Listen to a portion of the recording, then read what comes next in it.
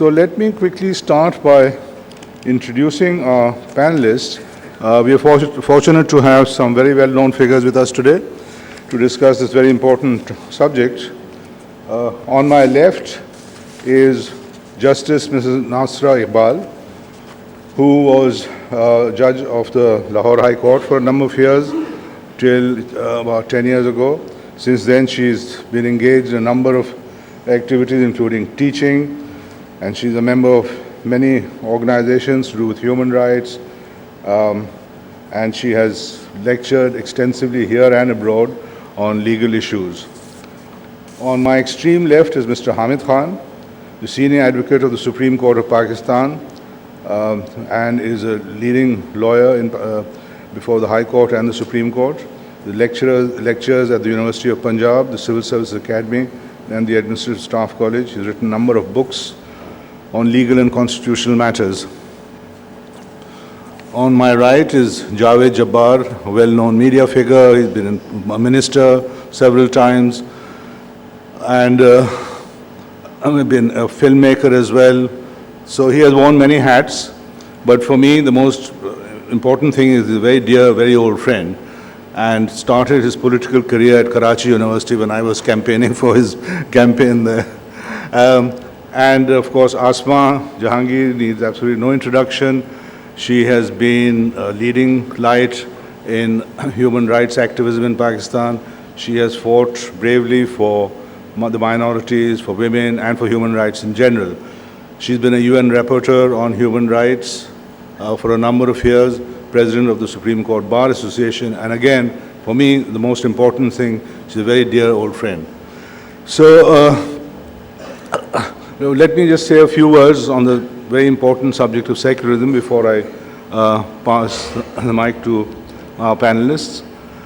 The fact that secularism is such a toxic concept in Pakistan today is testimony, I think, to the power of words, because it's been mistranslated in Urdu as ladiniyat, or lack of religion, makes it synonymous almost with atheism. So virtually no politician in Pakistan today is willing to be called a secularist. People talk about it in very guarded tones, and no political party has secularism as part of his manifesto. Although fortunately there are some politicians who still uphold the values of secularism, but they don't want to be dubbed a secularist. Now, so far in Pakistan, although the country was founded, as we know, by Mr. Muhammad Ali Jinnah, a secularist to his fingertips, and he in fact declared that religion was not the business of the state. Nevertheless, the space for secularism has been steadily shrinking over the last 60 years. Today, if you talk to a young student or any ordinary person, he will insist that secularism means atheism. And also, the argument I have come across very often in my interaction with students, with clerics, is that if we wanted a secular state, why did we break away from India? And this is a very hard argument to counter, because when you say that Mr. Jinnah saw Pakistan as a homeland for Muslims, not a theocracy, he thinks that this is semantics. To him, this makes no sense at all, to the average person. So, over 3 generations now, we have seen secular values being eroded in Pakistan, to the point that survey after survey shows that the vast majority of people reject it without understanding what it means. And what it does mean is simply the separation of religion from the function of the state. Because in a true democracy, you have to have equal rights for all the citizens of the country. But in a country where secularism is not at the heart of the constitution, it's very difficult to provide protection for the minorities, for women, and so on. And this is the situation we are in today. And to discuss it, I'll start with Justice Sahiba to tell us what she thinks of the subject. Assalamu alaikum, ladies and gentlemen. it's very encouraging to see that so many Karachiites have turned up at 10 o'clock in the morning on a Sunday. So that shows that so much interest in the subject. And secularism has really been the basis of controversy over the past 65 years, as Mr. Irfan Hussain has pointed out. And I was just looking at his book, Fatal Fault Lines, Pakistan, Islam and the West, and I realized, ji? Sorry. चल रहा है? हाँ, आप बंद कर दीजिए. And he has a chapter on the paradox of Pakistan, which shows that over these 65 years, how the people who actually conceived this state and who fought for the creation of Pakistan, those were the liberal Muslims who lived in this subcontinent, and they were trying to get free from the freedom of the oppression of the large majority who was rather, like we know about the Shiv Sena in India, and if we had still been in India, we would all have been subject to that kind of a situation. And I think it was for that purpose, to have our own fundamental rights and to be free from the oppression of the majority, that we as a minority struggled for this homeland. And the concept of an independent state in this part of the world was given, of course, by Iqbal. And I have to first of all read out what he said. He said, the acceptance of social democracy is in some suitable form and consistent with the legal principles of Islam is not a revolution, but a return to the original purity of Islam. This is the reconstruction and a letter that he wrote to Quaid-e-Azam. During the course of history, moral and social ideals of Islam have been gradually de-Islamized through the influence of local character and pre-Islamic superstitions of Muslim nations. The only alternative open to us is to tear away from Islam the hard crust which has immobilized an essential dynamic outlook on life, and to rediscover the original verities of freedom, equality, and human solidarity with a view to rebuild our moral, social, and political ideals out of their original simplicity and universality. This is what he conceived of as the basic concept of Pakistan. And the so-called Islamists of that time said, कि ये तो कुफरियात हैं.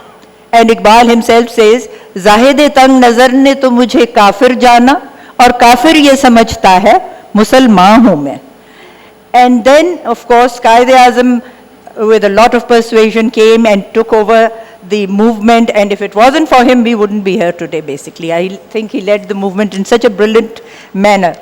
And he had said exactly what Mr. Irfan Hussain said, that to the Constituent Assembly. So this was what he was saying was the basis of Pakistan, that we should wholly and solely concentrate on the well-being of the people.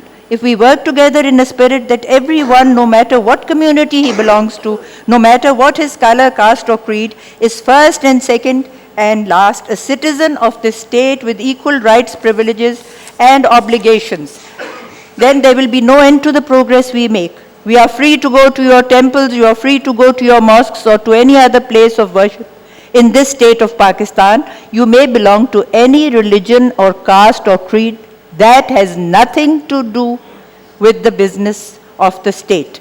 So he really believed in the agenda, which was, I think, partly reflected in the Misaq-e-Madina, which was the first democratic state which was formed in Medina by the Holy Prophet, in which there was a compact, a social contract between the Jews, the pagans, the Muslims, and the Christians. And together they were called the Ummatul Wahida, which means a single community of which were all equal members. They had equal rights and privileges, but each one was to be governed, each community, by their own personal law in their personal matters. And then further on, Quaid-e-Azam said, the Constitution of Pakistan is yet to be framed. I am sure it will be of a democratic type, embodying the essential principles of Islam. Today, they are as applicable in modern times as they were 1300 years ago. In any case, Pakistan is not going to be a theocratic state, to be ruled by the priests with a divine mission. So when these Maulvis heard this, they said, we have nothing to do with Pakistan. ये तो काफिर-ए-आज़म है और पाकिस्तान जो है ये काफिरिस्तान है. So at that time they completely separated themselves from the movement which made Pakistan, and it was a democratic movement in which all the minorities who are now the minorities in the subcontinent shared with the largest minority, the Muslims, and we have to always remember this. You have to tell me when I have finished. So we have to remember that it was the minorities who created this country so that they would not be oppressed by the majority. But look what we have done. And I firmly believe that if the concept of secularism, as was expressed by Iqbal and by Jinnah, and which had just been mentioned by Mr. Irfan, had been continued as to be what Iqbal said, that it would be an ideal secular state if we followed the social democracy as enunciated in the principles of Islam, and that's what Qaid-e-Azam said. But gradually, what has happened over time is... Yes, because there are three other speakers. Yes, one more minute. Sure. Okay. So what happened was that during this dictatorship period and the revolution in Iran, and all our surrounding countries having the kind of recollection we have, the fundamentalists have grabbed our space and now insist that this have to be an Islamic state. I must urge everybody that we have to again capture the space that has been appropriated. कब्जा group आया हुआ है इस वक्त और वो है थोड़े से, और हम majority हैं, इसलिए उनको यहाँ से हमने फारग करना. Thank you very much. Hamid Saab, could we have your views on the subject, please? What about 7 minutes, please? 10 से 7 हो गया. Thank you so much. Before giving my views on the subject, I must pay a compliment to an old friend of mine. Just a bit closer. Ji? Is this help? Hello?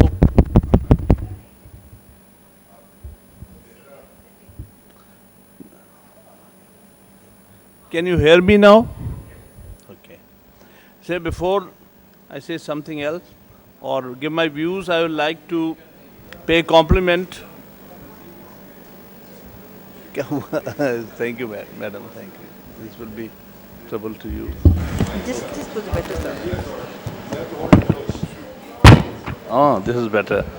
So I wanted to compliment an old friend of mine who passed away recently, Sayyid Iqbal Haider, who had lately became a crusader for secular values in Pakistan, spreading that.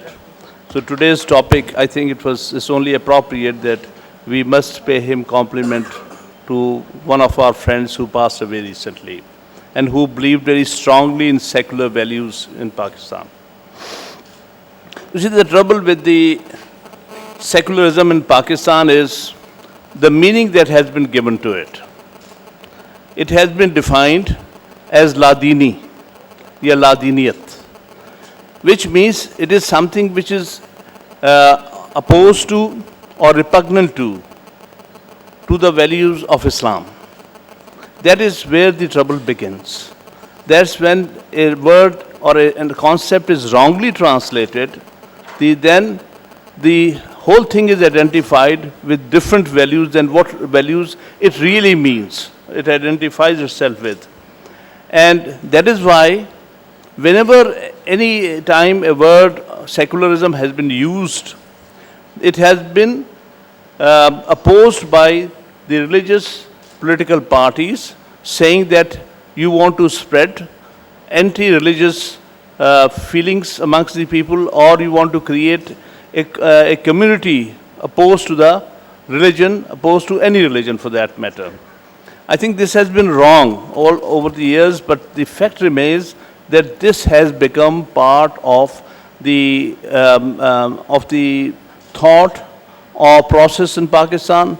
And when India in this constitution adopted secularism as one of its basic values, this gave them again the opportunity to say that the secularism is something which means something hostile to Islam, a concept which is hostile to Islam. So that is how those parties which wanted to exploit religion for the sake of their politics, to advance their politics, started exploiting the term secularism in Pakistan. What would it actually mean? I think the closest definition that I can find for this concept legally is the one which is mentioned in the First Amendment to the US Constitution. It means two things: no establishment of religion, and second, no impediment to the free exercise of religion. These are both the expressions used in the First Amendment. Neither the state has any duty, responsibility to introduce, to establish any religion or all religions or some of the religions or lack of religions. It is not the duty of the state. It is not the obligation. It is actually, state is not supposed to establish religion. But at the same time, it must ensure that there should be no impediments in the way of exercise, free exercise of a religion, all religions, or any number of religions, or even those who don't believe in any religion. Whatever they want to practice, let them practice that. So the two things, though at times sound contradictory, but they are actually the values of separation of church from state. This is the basic concept from where it, as explained, this expression was explained by Thomas Jefferson as meant separation of state from church. This is, or building an impregnable wall between state and the church. This is how Jefferson defined the First Amendment: non-establishment and free exercise, both the clauses. I think we have not been able to find a better explanation to this, meaning thereby separation of church, of religion and state. But this is not what people understand by secularism in Pakistan, unfortunately. And I think going after something which has been misunderstood so widely over the years, I think this only complicates matters. We need to be simpler in communicating to the people that what we really want. What we really want is that we want no exploitation of religion for political purposes. I think this is the bottom line on which I think the political dialogue or discourse must take place. Whenever we talk about secularism, as I used to say to my late friend Iqbal Haider, you are touching the raw nerves. You are showing red rag to the bull. Those who wants to come together to oppose these values, the liberal values of separation of state from religion. So therefore, let's talk what is more explanatory in nature. Everybody will understand, and Pakistan over the years we have found how religion has been politically exploited. We have cases right in front of us, persons who have, like Maulana Fazlur Rahman, who has exploited religion, and so many other parties doing the same thing over and over again. So there is no dearth of examples of exploitation of religion for political purposes, and we need to more focus on that rather going into such, into the discourse about secularism and Islamic State. I think we'll be... So therefore, summing up the thing, I think the discourse should be taken to another level in Pakistan if we really want to communicate what is truly meant by secularism in a country. And that should be no religious exploitation in the matter of politics. Politics should stay free of religion. Everybody has a right to practice his religion. Everybody has a right, has equal values regardless of what he believes in or what he does not believe in. This is where the crux of the matter is, and this is where people will understand the real question or the real issue, which is right now. Thank you very much, Hamid sir. Thank you so much. Thank you so much. Javed, would you like to tell us what you think? About 7 minutes, Javed. Thank you. Bismillahirrahmanirrahim. Thank you, Irfan, for your introduction, and thanks to Amina Sayyed for this hospitality. Yeah. Can you hear me now? Yeah. It's a privilege to be with these distinguished people in the panel, and marvelous to see all of you. We begin the day today with this terrible tragedy in Quetta, which is while we grieve for Iqbal Haider, we grieve at this continuing trauma, this bedeviled country of ours, so beautiful and yet bedeviled by willful failure on the part of institutions to enforce the real sentiments and the character of our people. So I mourn that. But without going away from the subject of secularism and Pakistan, I believe it is relevant to see the global context. Secularism as a concept, like the nation state as a concept, is a relatively young, still evolving concept.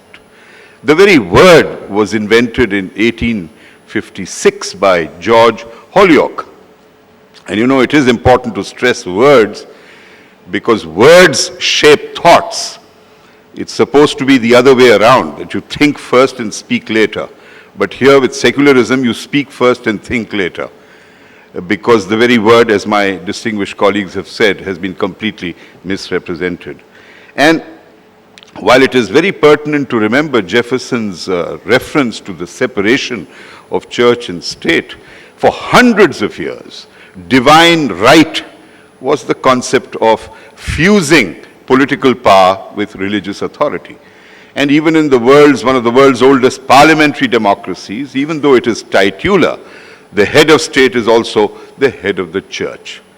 In the 21st century, the German Republic, the Federal German Republic, thoroughly secular, has a ruling party called the Christian Democratic Party. So religion as a constituent of discourse and identity formation and state evolution has always been a very major historical force. And the concept of separating the two in historic terms is very young. It's evolving. And if we therefore look at the Muslim world, and Pakistan is one of, after all, over 50 Muslim countries, we find that only one Muslim country has been able to overcome this baggage of history and call itself a secular country, and that is Turkey. And it didn't begin, sorry, I will be corrected. Yes, no, but I'll just come to Bangladesh. Turkey's process didn't begin with Ataturk, with Sultan Abdul Majid in the 1850s, with Tanzimat. For the first time, he introduced the subject that citizens will be subjects. Otherwise, they used to be referred to as Muslims or peasants or whatever. And then Ataturk came and transformed it. But Asma Bibi has referred to Bangladesh, and Bangladesh's constitution in Article 2A, after calling itself the People's Republic, says that the state religion of Bangladesh will be Islam. And of course, other religions can be practiced. Iran, Islamic Republic. Afghanistan calls itself an Islamic Republic. Egypt, the latest constitution adopted in December 2012 says Islam is the official religion. In fact, it goes another step, very unusual step forward, and says 3 religions which shall have the freedom of worship: the Abrahamic religions of Judaism, Christianity, and Islam. And it literally excludes the freedom of worship for other religions. Malaysia, only 54% Muslim, calls itself Islam is the religion of the state. But others too can practice their religion. And Indonesia, which historically we think tends to be much more secular-minded, like Turkey, that itself in its preamble says, by the grace of God Almighty. And then goes on to say, belief in one and only God. Doesn't name Islam. So one is only saying that the concept of secularism, we have to show a little patience. It's still intellectually evolving. And as for Pakistan's own battle to come to terms with what it means to be Muslim, the very nature of our origins, where ambivalence and ambiguity as a deliberate strategic instrument used by Mr. Jinnah to keep the Congress off guard, to keep them off their balance, and the British, because he wasn't sure what territorial composition was going to shape Pakistan. has eventually, unfortunately, led to ambiguity and ambivalence. For example, the 11th August speech is well known. Marvelous that Mr. Jinnah said it. But in January 1948, 5 months later, addressing the Karachi Bar Association, he says that Islamic Sharia will be the base of the law. And then 1 month later, broadcasting to the people of the United States, Mr. Jinnah said, Pakistan will not be a theocratic state. So there was this ambiguity and ambivalence. Mr. Jinnah himself, I think, was struggling to come to terms with what does it mean to create a state for Muslims and yet not be a theocratic state. But to the credit of the people of Pakistan and the state of Pakistan, not a single time in Pakistan's history, except for that wretched period of Ziaul Haq, has any government been either elected or forcibly come to power in the name of Islam. We have never had a religion-based party ruling Pakistan. Zia used the army as a religion-based political party, but it was not a political party, and it did not have the consent of the people of Pakistan. So I think we have a remarkably secular society, but we don't want to use the word secular. India is a secular state with a deeply religious society. We are a religion-based state with a very secular-minded society. And therefore one thinks that there can be secularization without secularism. That's a fine distinction, and it's not semantic alone, because in practical terms we find that it is possible to take up new secular-oriented initiatives without using that terrible word, unless for generations we manage to re-educate tens of millions of Pakistanis. I believe now, my concluding submission will be that we are faced with this great challenge. Can the state redirect society and wean it away from this religiosity? Only a revolutionary state can do that. Communist China, you have to be in a state of actual revolution to first bring in Mao's communist state and then Deng Xiaoping's transformation, where the state changes the direction of society, where a handful of people, visionaries, say that is what China should be. But we are not that kind of a revolutionary society or a state. Javed, Yes, thank you. Or can a secular-minded society, which we are, can we reshape the state without expecting the state to do it by itself? And there are signs of that emerging. There are signs that despite the growth of extremism and violence and terrorism, the large body of the people of Pakistan reject barbarism, reject bigotry, reject the misuse of religion. So I believe that if we can practice sustained democracy without interruption, learn to enforce the rule of law, and above all, revamp and reconstruct our educational system and integrate it and introduce the concepts and values of secularism as it really means without using those words until the nation is ready, I think we have, as they say in the immortal words, a bright future. Thank you.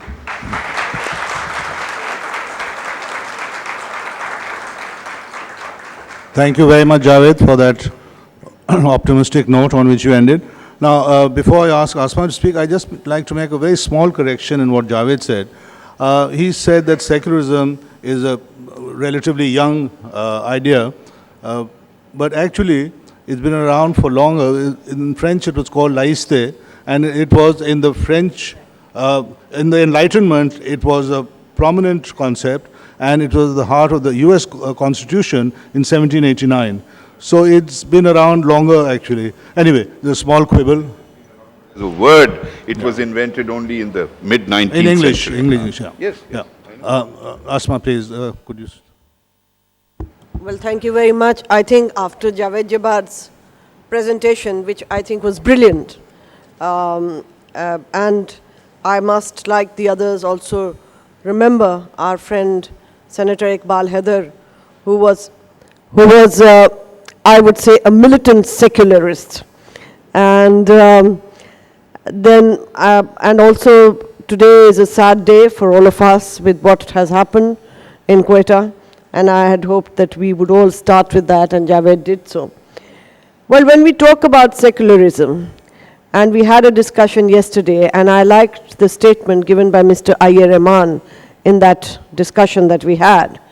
What he said, and I agree with him, that when we talk about secularism, we should be careful of not seeming to say that we nullify the spiritual needs of people. It is not that we should undermine that religion has a place in people's lives. We may not accept it, or you may not accept it, but the fact remains that religion is a very important force in people's lives, and we must be as tolerant of religion as people who are passionate about religion should be tolerant of those people who are dispassionate about religion. So when we are talking about secularism of the state, it is the measure that you take of the religiosity of the state. Now, is the state's religiosity has increased to the extent that it is making it difficult for people to have the right not to be religious? I think that is where it begins to hurt. And when we talk about Pakistan, it is a history which is very confused. Were we really finding a homeland for the Muslims? And if we were, then I'm afraid that what the mullah says, we cannot fault them for saying that if it is a homeland for Muslims, then therefore Islam plays a pivotal role. So in there, they have an argument in that. But as we all know, that this country was made, like every other country, on political basis as well. And when a country is made on political basis, several things come in the way and you use them. And as Javed Jabbar quite rightly pointed out, if you read Jinnah himself, you will see, for example, Muhammad Ali Jinnah, the secularist, as Irfan called him, secular to the fingertips, to Qaid-e-Azam, Muhammad Ali Jinnah with an Achkan, where secularism was somehow taking a back seat and religiosity was coming in the front. So it is confusing, and the confusion continued till we had the objective resolution in Pakistan, which was introduced by no other but our first Prime Minister, Liaquat Ali Khan, whose nephew happens to be here, and I'm told that the family is very secular. And if you read that when the resolution was presented in Parliament, there were members of the Parliament who actually warned that this is the first step of introducing religion into politics in a very definite way, and that this is going to leave the door open for more fanatical Islamists to find more space. And that is precisely what happened.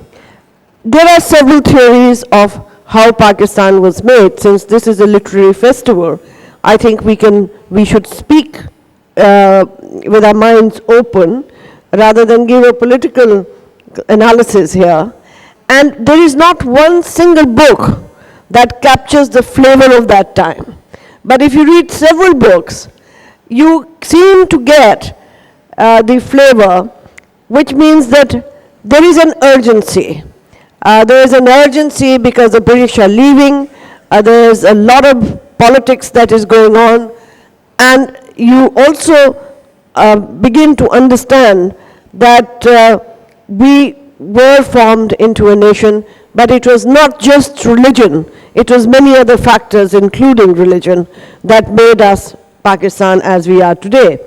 But nevertheless, now that we are here, and this is our country, and we know no other country, and we love the country as it is, the fact remains that should we stick to history, should we continue to say that because Quaid-e-Azam said that, or Allama Iqbal said that, we have to say it. We can also agree to disagree with our founders. And I think that is also part of open discourse, and to understand ourselves and to find our way forward. When you talk about secularism, Pakistan, in a way, is far from being any model of a secular state. I do agree that there are several models of being a secular state. For example, when I was working in the UN as a UN Special Rapporteur on freedom of religion or belief, I found that many countries, for example, had official positions like presidents who could not be president unless they belonged to a certain religion.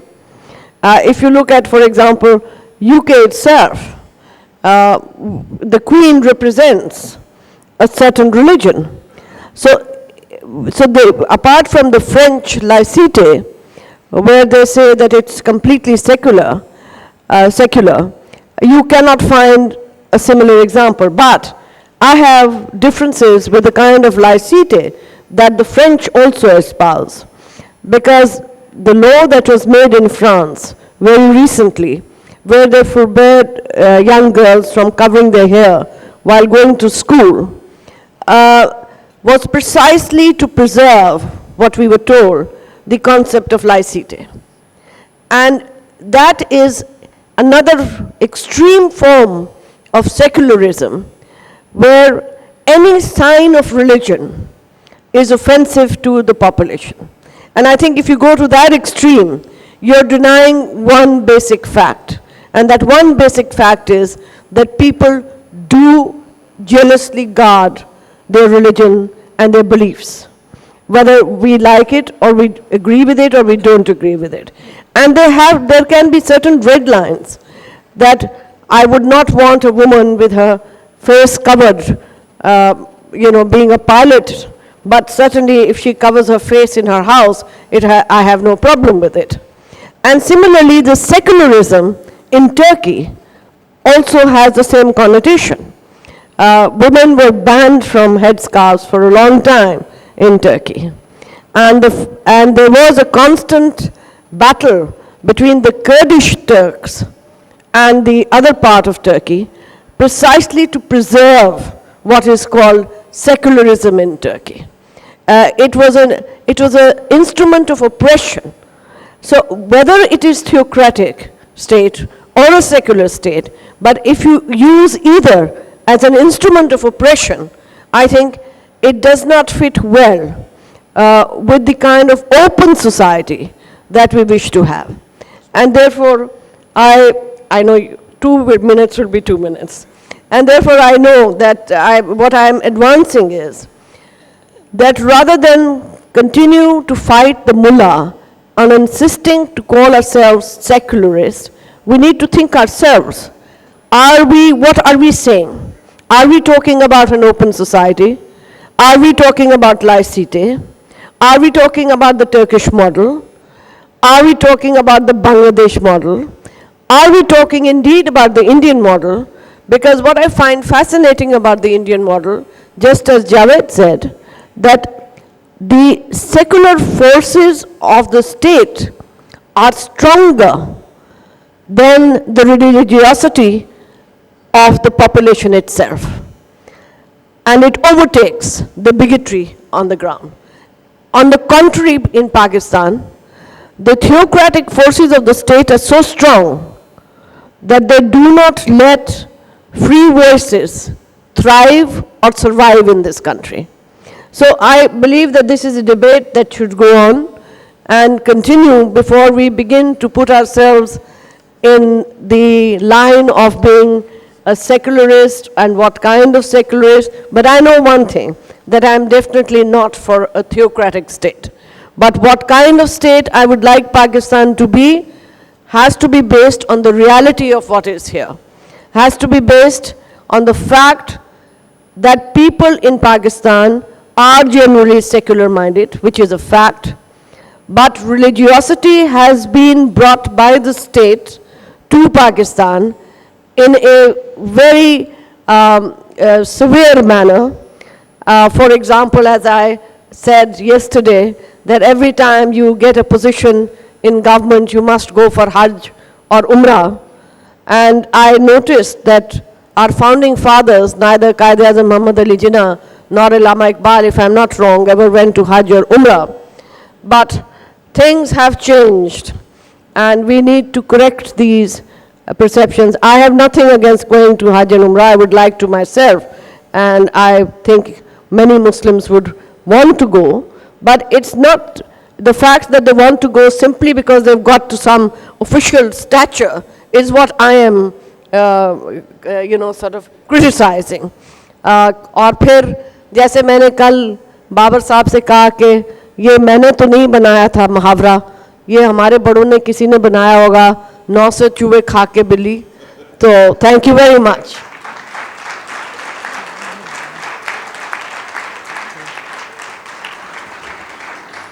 Thank you, Asma. Now, before I invite questions from the floor, I have received a request from Babar Ayaz for a couple of minutes as he wants to read the objectives of the Forum of Secular Pakistan on behalf of this recently formed forum. Babar, if you don't mind waiting till the end of the question and answer session, and then I'll give the mic. There's a forest of hands there. Let me start with the lady in white at the back, please. Is there a mic? Today you and I have been in agreement.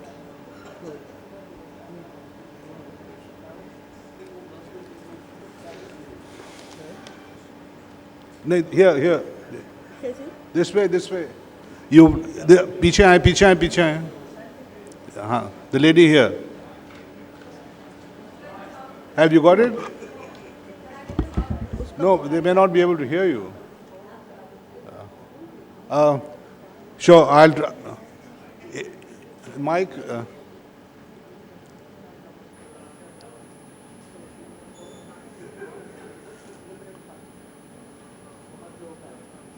Thank you. मेरा एक इख्तिलाफ है panelist से और एक नहीं, आप किस panelist से आप ये मुखातिब हैं? बयान कर दूंगी, you'll understand. Ji. Actually, I don't agree that it is a terminology or semantics issue with secularism or secularization. Critical consequences of secularization. So, for example, this idea of secularization is going to lead to liberal freedoms is what worries them more than just the term. When the Taliban attacked Malala, उन्होंने ये नहीं कहा था कि हमने उसको लादीनियत की वजह से अटैक किया है. They used the word specifically that we are going to prevent her agenda to secularize society. And what they understood by it, and which is the conceptual understanding of secularism today, is that it is premised on liberal enlightenment ideals. So I worry when the panelists say that we should perhaps abandon the term secularism for fear of being misunderstood.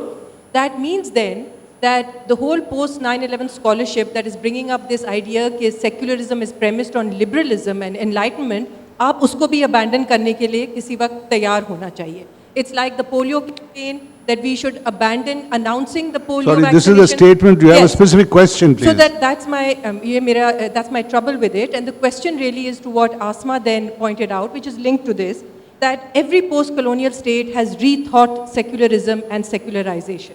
And why should Pakistani secularism be constrained to either Iqbalian or, for that matter, Jinnah's secular ideals and this idea of abandoning secularism as we go along? After all, Iqbal Haider was interested in reclaiming the word and pursuing that secular agenda. Asma, would you like to tackle this? Just briefly to tell you that nobody is saying that you abandon it. But what we are saying, at least that's what I heard everybody, at least Javed and myself, was that you must understand what you're saying and you must specify what it is and what model, what kind. Surely you're not asking the French model. So this is for you to understand and for all those who support secularism to understand, because my secularism could be very different to your secularism, and your secularism could be very different to Javed's secularism, because he just reminded me that I forgot to criticize the Pakistan Army. So, so I think that this is really what we are talking about, that we must be very clear of what we are saying when we are talking about secularism. For me, the objective of secularism is to have an open society. Thank you, Asma. Now, there's a gentleman in the second row here. If I may also add Sorry, just sure. a possible alternative to the word secularism, not alternative as a substitute, but universal humanism, which is a mouthful, but universal humanism, in my humble opinion, epitomizes the values of secularism. And if we use appropriate Urdu or Punjabi version of that, literal Urdu translation would be horrendous, kainati, insaniyat or whatever, but that is the concept, not to abandon it, but to use an appropriate terminology. Thank you. The gentleman here. My name is Dr. Jaipal. I am the oppressed citizen of this Pakistan, in which I have not equal rights in this country. I couldn't be the head of a state. I want to ask the question from the panelists that Qaeda-ism never asked anywhere that Islam will be the religion of the state, number one. And this, Qaeda-ism never mentioned that the non-Muslim will not be the head of the state. And still, in Pakistan, so many political parties, larger political parties are writing in their constitution that Islam हमारा दीन है. जब मैं भी पढ़ता हूँ, I am the member of the one political party, उसमें तो ये लिखना चाहिए कि Islam is the religion of the Muslims. जब मैं नॉन मुस्लिम हूँ तो मुझे भी पढ़ना पड़ता है इस्लाम हमारा दीन है. Still in the text books, my child reads that Islam हमारा दीन है. मेरे बच्चे को क्यों पढ़ाया जाता है? When his religion is not the Islam. I asked from the panelists, are you clear on this situation? I think you are not clear. And as Asma Jahangir asked that we should not give the political analysis, but I insist that it is the proper time in Pakistan that we have to give the political analysis. We have to criticize those sections, and we are more stronger than the critics, but we are afraid. Thank you. In this country. Hamid Saab, would you like to take this question? know whether it was a question or just a statement. It sounded more like a statement. So I don't know how to respond. Anyway, basically, we have to understand that when certain concepts gets the wrong meaning attached to it, we have to see what would be more politically digestible for the people in general. And without getting into these semantics, I think we can always find way of making Pakistan a moderate, modern, and partly even the word liberal at times is given wrong meaning, a liberal society. So we don't have to enter into a conceptual debate or discourse for that purpose. I just want to clarify. I think on the contrary, I said you must have a debate so that you know what you're talking about. And also to clarify that I have never said abandon the word. I belong to an organization, the Human Rights Commission of Pakistan, that writes very clearly that it is a secular organization, but it specifies what they mean by it, so that it's not misunderstood to mean an organization that does not want to see even religion mentioned or accepted. So what I am saying is that I am for secularism, but secularism must also respect the fact that people will have religious feelings, and that respect for every religion must be there, and for those who have no religion. Thank you. Yeah. Non-religion-based political parties need to show much more courage and take the bull by the horns. The people are waiting for that leadership, and they've been conceding ground successively over the past 30, 40 years, which is terrible.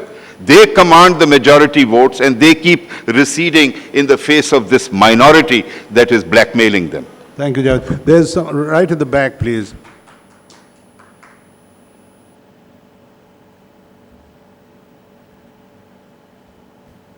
Hello. I just wanted to say, last time Kiran Armstrong was here, he said there is nothing called secularism. And I would also like to add to that, what secularism is to me. Every time I hear an argument on secularism, that adds to my confusion. Like, there are two extremes in Pakistan right now. One is the liberal extreme, and another is the, what you call, the militant extreme. So, what values are we supposed to accept as a secularist? A liberal should accept what values, and extremists should accept what values. Like, where is the constitution, or say the main points of the secularism that we all have to agree upon? Justice Saiba, would you like to take this one? Well, in my view, is that audible?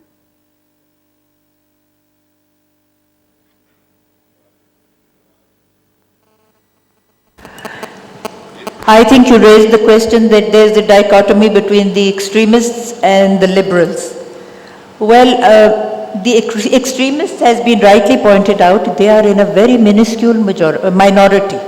And the fact that they are occupying center stage is because of the fact that they have been imposed from the top by a government which was not of the people.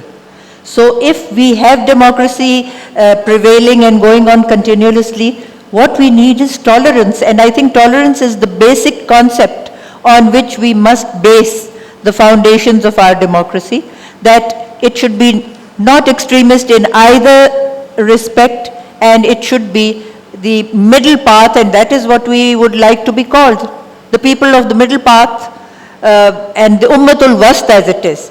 And that is what the majority, I would say 99% believe. But we are allowing the 1% to impose religion from the top, and that is what we have to oppose. Thank you. There's a lady right at the back, please. Right at the back, right there.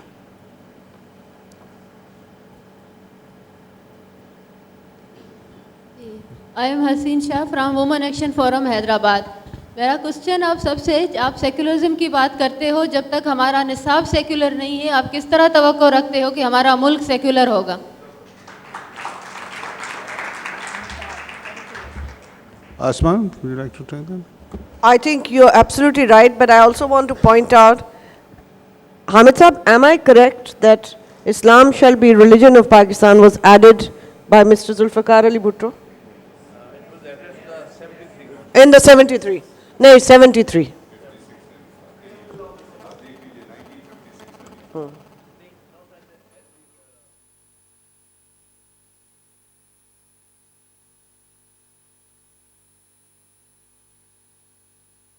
I'm afraid, one last question. This gentleman here in the mic, please. You will give a last 1 minute for each. My name is Hussain. I missed the early part of the discussion, but to my understanding, a secular state is one in which the state, religion will not play a part in the affairs of the state. Now, there are many sects and religions in Pakistan, and they can all practice theoretically freely. The question that we are discussing is that matters of state should not be influenced by religion. But all religions can thrive and practice and go on.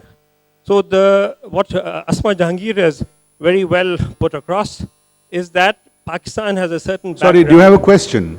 Yes, my question is that we are now discussing what will happen if we bring about a secular state and how we should go about it. The essence is that today... No, I'm sorry, this is still a statement. Do you have a question? My question is that can we discuss possibly how to bring about a secular state? But as far as the definition of a secular state is concerned, no religion is affected by it because only the state has to be bereft of religion. Thank you very much. Sorry, now I'm afraid we have to come. There's another session. No, please, back. Finally, Babar Ayaz had asked to quickly read, very quickly, Babar. Now, this is a new organization called Secular Pakistan. I just wanted to, because this forum was set up, we just mentioned Iqbal Haider, and, just a few months back, unfortunately, Iqbal Haider died. Babar, we have to get on, just read the resolution. Yeah, but Iqbal Haider died, and now Dr. Haroon is the president of that. So we discussed a lot about whether to use the word secularism or not. But then we came to the conclusion that we have to, because otherwise there is no other benefit. And I will just read the objectives of it, because there is a objective resolution for secular Pakistan, but I will read the objective part only. It is to create a non-party platform for promoting secularism in Pakistan, which would be open for all citizens of the country who are committed to secularism and wish to promote it through action, to liaise with civil society organizations and establish linkages with political parties, professional groups, trade unions, etc., in order to persuade them to harmonize their work with secular values, to convince the education planners and all concerns to remove biases from the syllabi and bring them in conformity with the plural character of the society, the issue which was mentioned, to approach and lobby with the state functionaries, the elected representatives of the people, media, to remove religious biases in our laws and facilitate a new narrative of Pakistani nationhood basis on social justice, democracy, egalitarianism, and secularism. To struggle for constitutional reforms aimed at removing anomalies for basic document. Babar, I'm sorry, I have to apply the X here. I've been told one, by... one line left. Okay. Because this is very important what you have been discussing. To struggle for constitutional reforms aimed at removing anomalies from the basic document of the state and repealing those clauses which do not correspond with the concept of equality of citizens and pluralism. To raise awareness by using all means of communication against bigotry, discrimination, religious extremism, and lastly, to promote scientific and rational lifestyles and create awareness against religious extremism and dogmatism. And lastly, I would say, you see, whatever name you give it, ultimately what do you want to do? You will want to change and take out those Babar, Islamic insertions. thank you so much. Now, I'd like to thank all the panelists for their contribution and thank all of you. And